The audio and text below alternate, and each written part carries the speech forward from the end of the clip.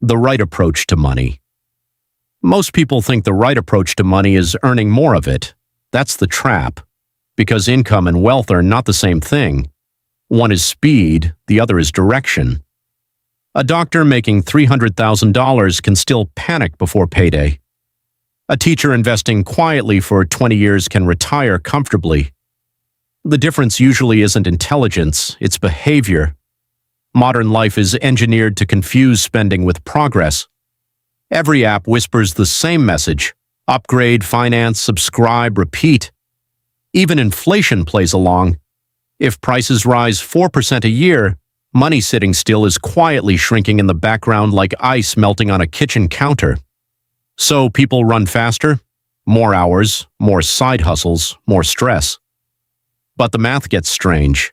A person saving 20% of their income often becomes financially stronger than someone earning twice as much and saving nothing.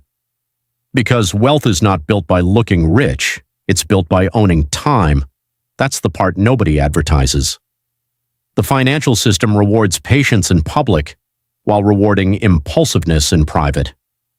Markets rise slowly, ads arrive instantly, compounding takes decades, one-click spending takes 3 seconds, and maybe that's the real question. If the economy profits most when people stay distracted, what happens to the people who finally learn to wait?